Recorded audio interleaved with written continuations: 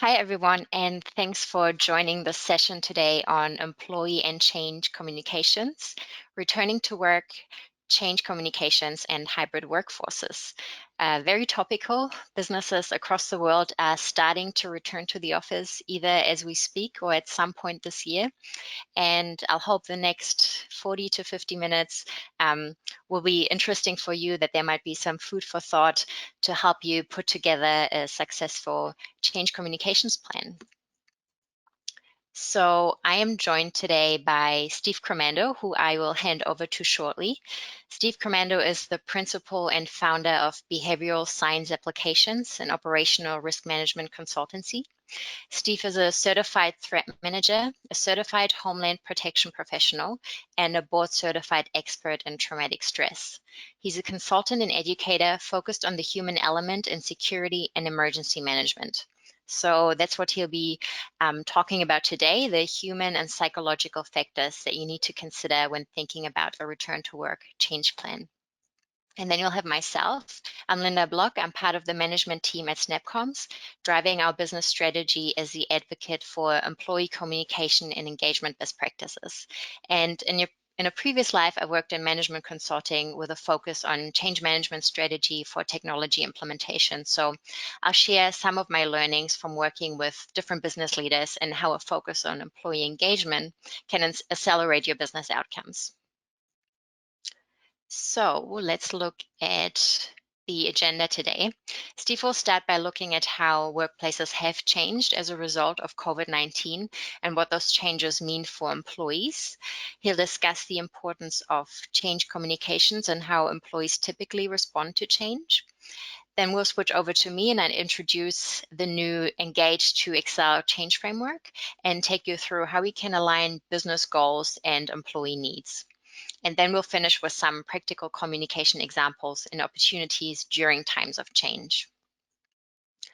And change has really been the key theme in 2020, and this is going to continue in 2021. And as opposed to the unexpected scramble in 2020, where it was all about surviving, this year organizations have had the chance to, or still have the chance to, front foot the change. For many organizations, returning to the office is imminent, or you may have already started to roll out some initiatives. So we acknowledge that 2020 was reactive, but 2021 is the year to proactively and intentionally shape the future of work, which will likely include some hybrid workforces. And I believe most of you will be in internal communications or will be HR professionals. So you will know that to make this work, you'll really have to have a robust change communications plan. And you'll also know that really good communication starts with empathy, really understanding the state of mind that your employees will be in, what are the different emotions they might be going through, what are some typical behaviors when dealing with change. And this is where Steve comes in. He'll now take us through some of the employee needs and how to build that empathy and understanding for employees. So over to you, Steve.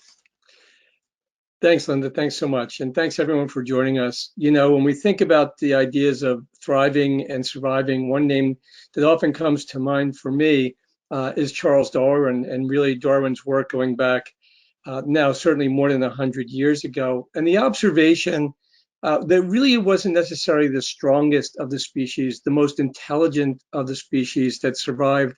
It was those that were most adaptable to change. And this is a real test for organizations and for leaders in all kinds of organizations. How will we manage the change? How will we actually encourage and support adaptation to what is next for all of us? So this is kind of a historic challenge, one that certainly seems to have spanned mankind for the millennia, and it's really in focus for us right now.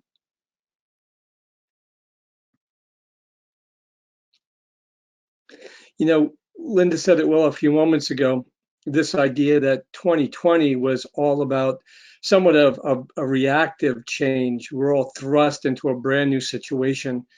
And if we think back to the very beginning of the pandemic, if nothing else, the operative word really was uncertainty. But from a behavioral science standpoint, the single greatest driver of stress and anxiety is actually uncertainty, not knowing what's next.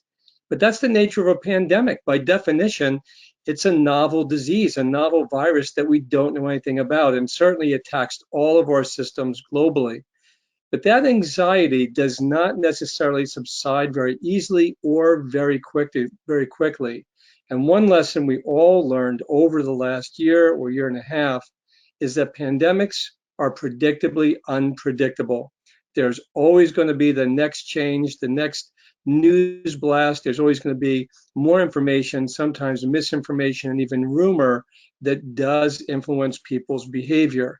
And after a year of new everything in terms of how we lived and how we worked, the invitation for new anything can seem very unwelcome. So we may be excited. We may be very much in line with the idea that here's an opportunity not to be reactive. Here's an opportunity to be proactive and shape the future of business.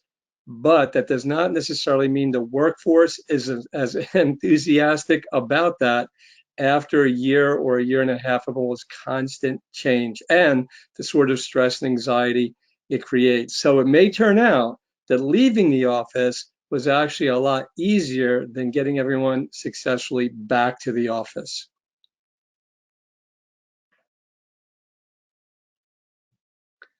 Everything about how we lived and everything about how we work obviously has changed and very significantly over the last year or year and a half. And for many people, work changed at a very fundamental level from a place to go each day simply to a thing to do, regardless of where we were. It's been years in the making that our technologies have really liberated us from necessarily being in one place to conduct our work. But that idea really was stretched to its limits during the pandemic, and people obviously have been able to work from literally anywhere. So when we think about the traditional model of work, designated locations, full time being in the office, pretty much the same routine every day, and being fairly administratively simple with staff right at our fingertips and easy to reach out and communicate with, certainly the shift to the hybrid model changes all of those expectations. People literally are working from everywhere and anywhere, sometimes in hybrid models of in the office some of the time, from home sometimes, but every day may be somewhat different. So therefore, that becomes much more of an administrative challenge and can make staff more difficult to reach in any given moment. But this model, this hybrid model, seems to be what employees are expecting, thinking, and maybe in some instances even demanding going forward. We look at this quick report from Global Workplace Analytics, and 25 to 30% of the workforce expects that they'll be working at least a few days each week from home or off site.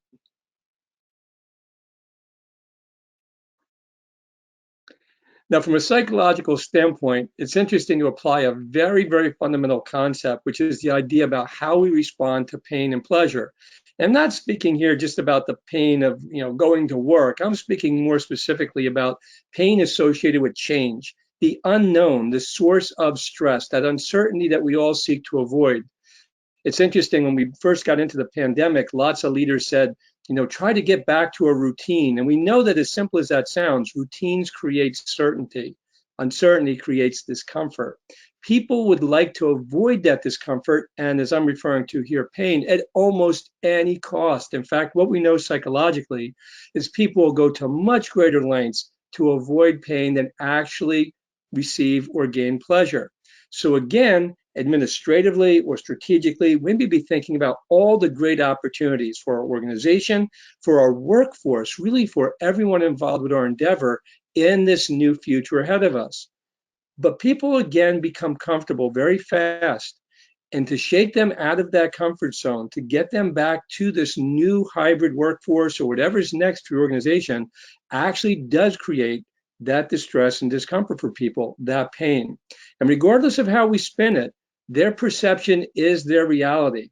Now, the good news is we know that this changes over time. And the more time that goes by, the more this levels this phenomena, and people start to really, again, settle into new routines and new realities. But if there's any level of fear that comes back into equation, This may have to do with news reports of a new variant or changes about vaccination, but there's any new news that represents a threat, we know that our survival response actually overwhelms all other sorts of logical sorts of thinking. And we know again that we can't appeal to people just purely on logic. There is so much going on at a kind of deeper psychological level that, going back to Linda's term earlier, we do have to understand and have that sense of empathy for where people are coming from.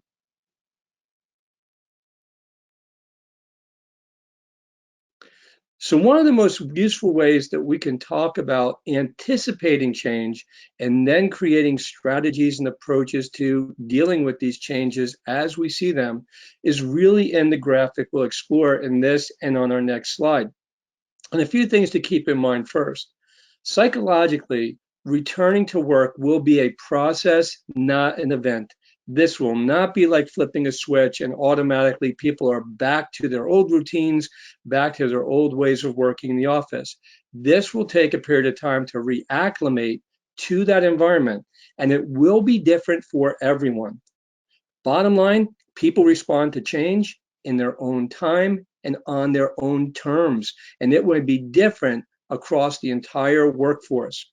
People are going to have to reacclimate to the environment, being in an office, being out of their home, maybe getting dressed in different ways to return to work, being around coworkers. And we've been in these Zoom environments, we've been in different video sorts of environments for more than a year, but being shoulder to shoulder with people against around the conference table in these environments may be very, very different for people over the next several months.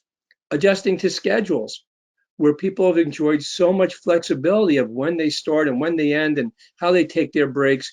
We know from the statistics and some of the surveys that people are actually working longer hours while they're working from home, but they're working them really into their own schedule and their own lifestyle. And that may change very suddenly.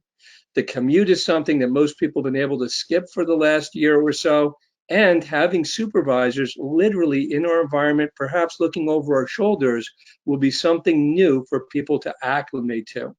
So there are a lot of foreseeable changes, some more foreseeable than others. But let's jump ahead to our next slide and start digging into the phases of change that we can anticipate and we can actually plan for.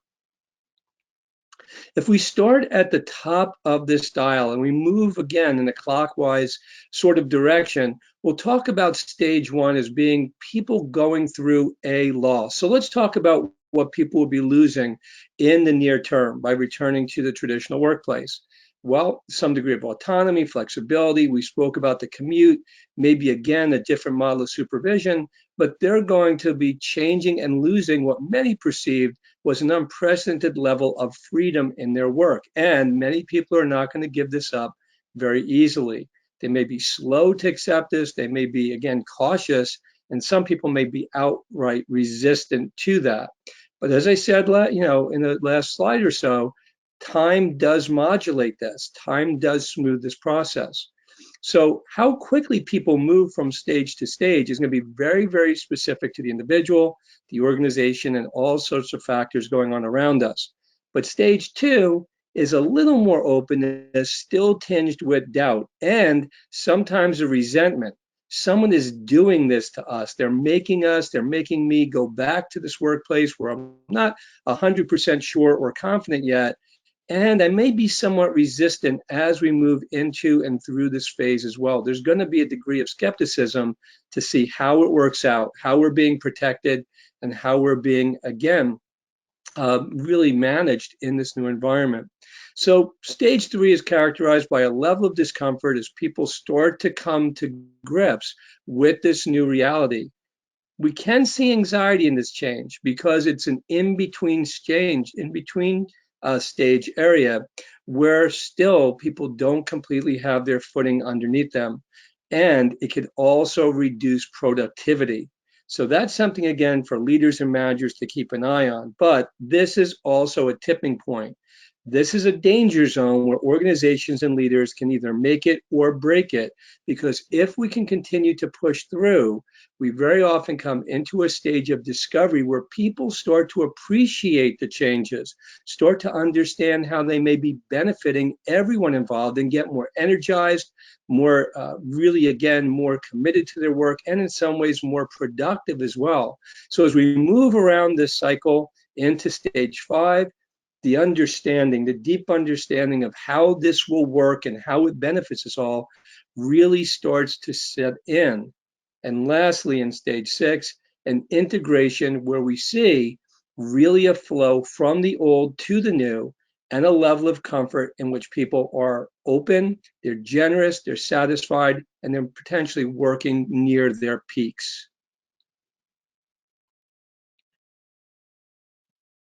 But we do anticipate some reasonable obstacles. This is not necessarily a smooth path. There will be lingering concerns about people's health risks, how, again, working in close proximity to other people will be. If there's news, again, of new variants or other sorts of health concerns, that will not necessarily subside immediately, even with the success of the vaccine campaigns. There will be some residual emotional distress about the disease, about moving back into the workplace, about all the change that's on the horizon. And there may be some also general social awkwardness about being around people in large open spaces again, really just being in that traditional workplace.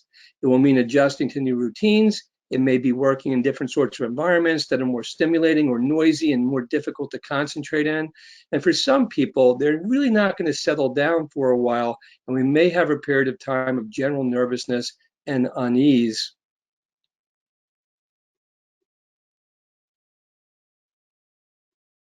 So it's important that leaders and managers develop the ability to recognize the warning behaviors of individuals who may be struggling. And here we're talking about these as signs, not symptoms. These are not necessarily deeper problems or indications of any sort of more significant psychological problem. They are very much the normal reactions that people would have to somewhat of an abnormal situation, leaving the traditional workplace so quickly a year or more ago, and now trying to integrate. So it's going to be different for different sorts of people. And we should try to avoid comparing people to each other, and actually discourage people from comparing themselves to each other. Because, as I said, a very important concept, people will work through change in their own time and on their own terms. It could be demoralizing for people to think that others are doing so much better than they are in terms of adapting. So we have to appreciate that almost every aspect of functioning, decision making, problem solving, logic, judgment, reasoning, communications, relationships, they all change with the sorts of stress and the sorts of behavioral ripples that are caused in a change environment.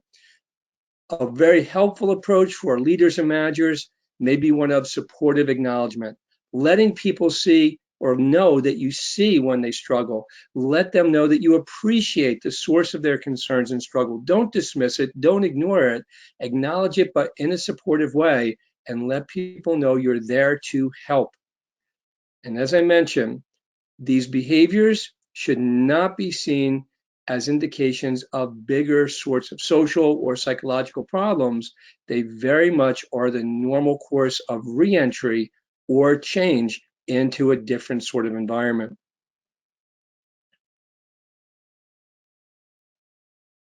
We also know there's a pretty substantial gap between the viewpoint of the employer and employees.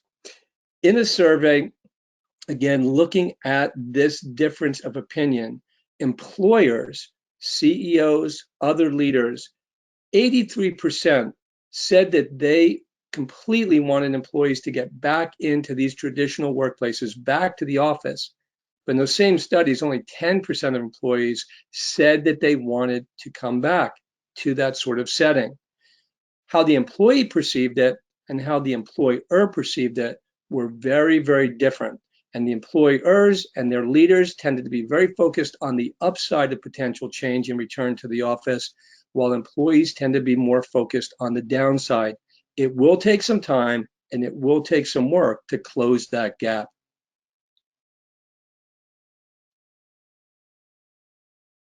But closing that gap is done primarily through communication. So we know the two keys to success here are going to be communication and the ability to adapt to these changes, adaptability. Communication, again, open management style communication is going to be 8 times more important in this environment to lead to the success of individuals making this transition from the pre-COVID and the COVID environment back to what is hopefully a post-COVID environment and a return to the traditional workplace or hybrid sorts of environments.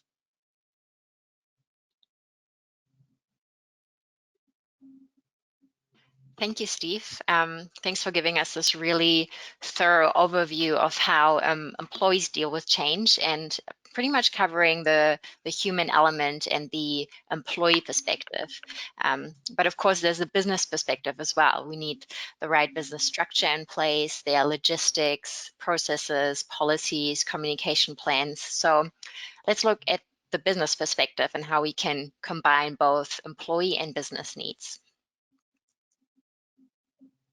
So Steve just covered the track at the top here, employee response stages, moving from loss, doubt, discomfort, discovery, understanding to integration. So that was the wheel we just saw. And then we have the business needs stages. And there are various different change frameworks out there, but it typically looks something like this. You'll start off with an initiation phase. That's where you're establishing a foundation, you're kicking things off, you're starting to socialize the change. And then enablement, initial processes are being set up, pilots might be rolled out. Acceleration, some processes are already fully resourced. Overall resistance is being minimized and you're slowly getting more acceptance of the change. Then in implementation, things are coming to fruition and you can start to see some of the outputs and deliverables already. And finally, sustainment. Things are pretty much business as usual. We have a new normal and we're pretty much getting ready to do it all over again with a new change because we know change is constant. So for each of those steps, I'll now briefly cover the messaging at each of those business stages. So number one, initiation. Focus on messaging that builds awareness while addressing employee well-being and morale. So as an example here on the right, you can see a leadership alert, a video message where you could be sharing some new initiatives to build awareness. Then number two, moving on to enablement. Focus on enablement messaging to build employee knowledge and drive commitment. And the example you see here is multi-channel. So likely you will need some form of detailed communication like an email to inform employees of potentially quite detailed new guidelines, planned and procedures, sort of a step-by-step guide, but also be sure to reinforce those messages in bite-sized and more visual formats. Not all employees are going to read your emails. Often they will just barely skim them and then immediately forget what they actually read.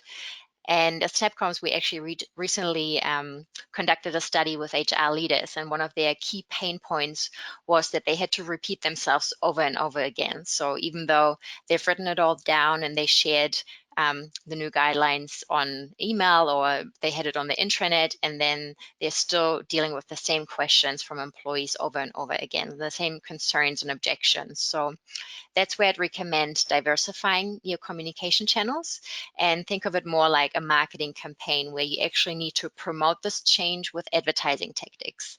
So short, clear messaging with simple language, repeated visually in a screensaver like you see here, for example, and this will actually drive subconscious awareness of your message. So without actively looking for the information or without rationally processing the information, employees will be exposed to your messaging and eventually it will sink in that, well, okay, this change is actually happening. It's that constant reinforcement through different channels at all times. Then number three, acceleration. Focus on messaging that regulates emotions to maintain momentum while minimizing seeds of resistance. And an example we have here is an employee wellness newsletter to continue to show support for your employees that might have a bit of a harder time adapting to the change. Then phase 4, implementation. So that's where you should focus on positive reinforcement and sharing of quick wins to build support and advocacy. And the example we see here is a screensaver again. A screensaver is a great channel to share wins and more inspirational messages. If there are some other important office procedures that employees now need to be aware of, like wearing masks in certain situations, for example, using a ticker could be a really good way to reinforce those new protocols. Then 5, sustainment. Focus on ensuring compliance with new processes and embedding the post-change state into regular business operations. So a common example here might be new health check-ins that might now be required, or your specific country or state might now have new regulations where you have to capture your employees' vaccination status. So make sure that you choose a channel that makes it really easy and seamless for your employees to fill out those surveys, especially if you need them for compliance purposes. And now let's look at this new framework that the team at Snapcoms have developed, the Engage to Excel framework that aligns employee psychology with the business needs stages. And the base for this framework, just go through here. The base for this framework is the traditional employee change curve. So that is the wheel that you saw earlier, and that's that emotional roller coaster that employees typically go through.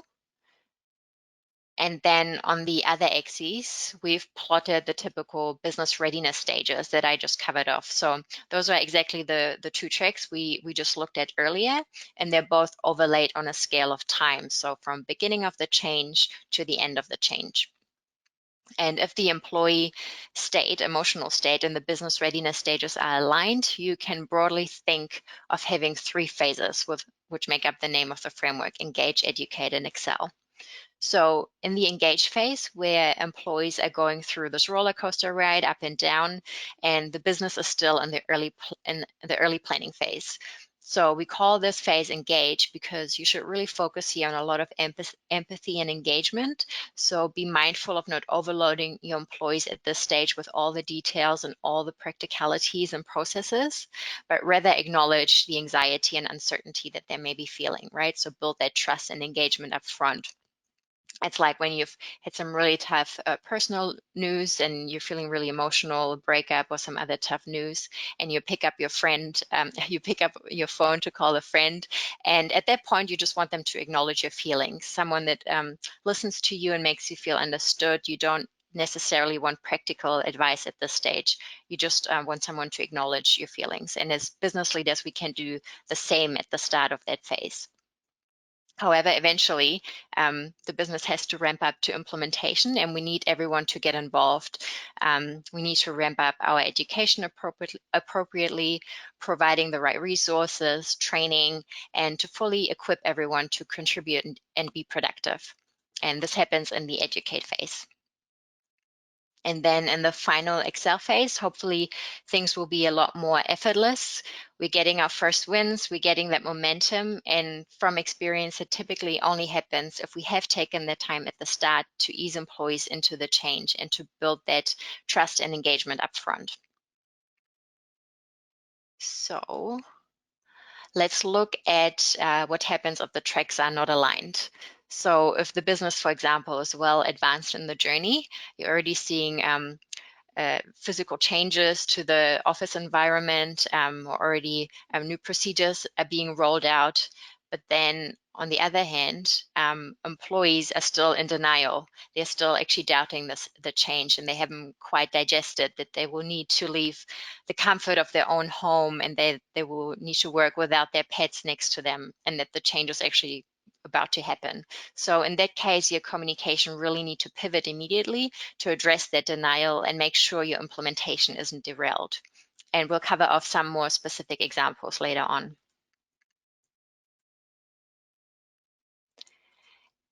And hopefully, though, you will have enough time to plan this out up front, and you can use this framework to identify these type of objections and risks and opportunities and plan for them in advance. And so this is where we've identified 5 key moments across this journey. So starting with build awareness, number 1. When the change initiative is launched and employees experience the first shock, that's where you want to focus on acknowledging those emotions and have a variety of different communication formats and channels, including shorter and multi-channel communications. Then once employees are more aware of the change, objections will start to bubble up and you'll need to address those. Then as the business is accelerating, employee resistance is going to rise. So this typically happens once changes become really tangible and visible, like processes or roles are starting to change. So be ready to deal with more resistance here. Then 4, foster support. In the Excel phase, you have an opportunity to highlight your first wins, to showcase your change champions, tell some good stories, and foster support. And then finally, in the post-change state, you'll need to review and communicate what the new normal looks like. What are your new communication strategies and plans going forward?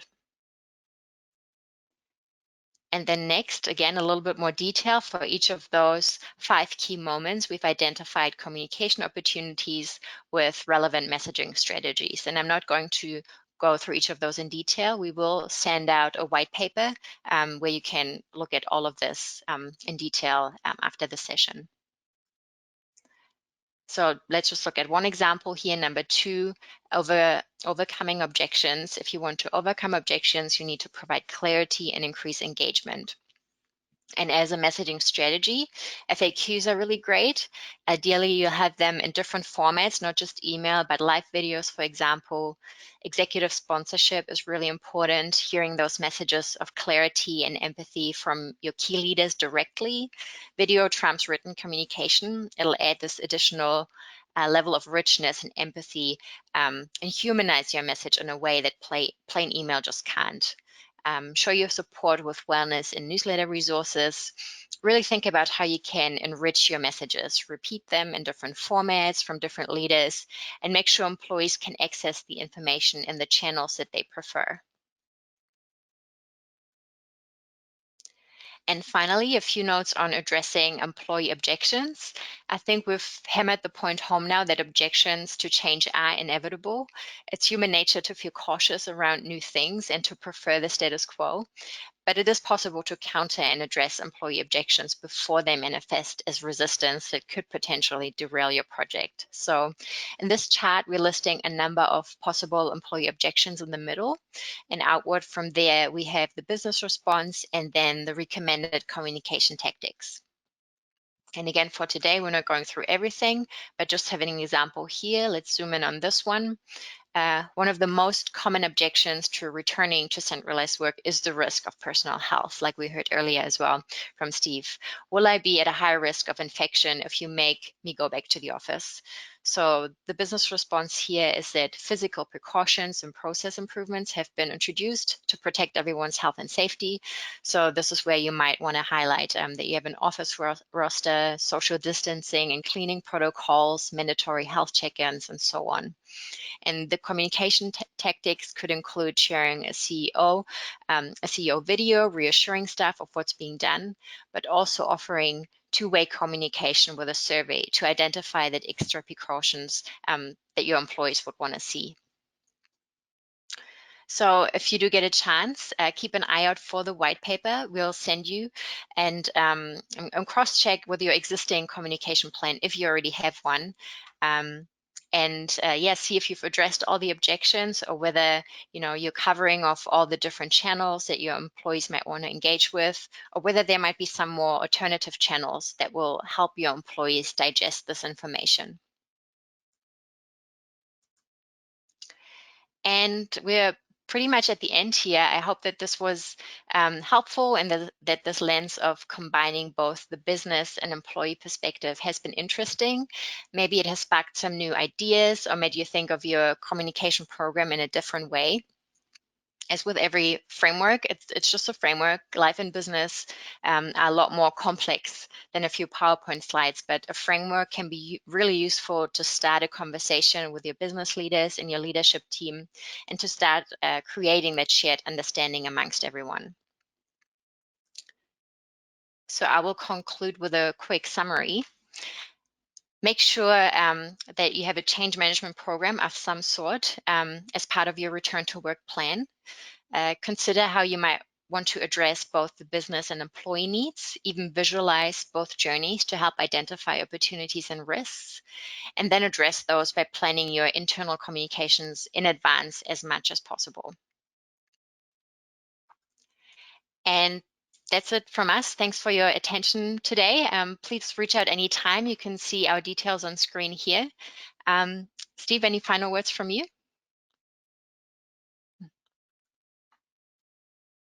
Linda, I just wanted to focus in on your theme and how important it will be, especially at this time, to lead with empathy. I think how that's communicated, I think that employees get that message on a consistent and ongoing basis will be so fundamental to the successful, moving forward for all sorts of organizations and communities. So thank you. Perfect. Awesome. Thank you.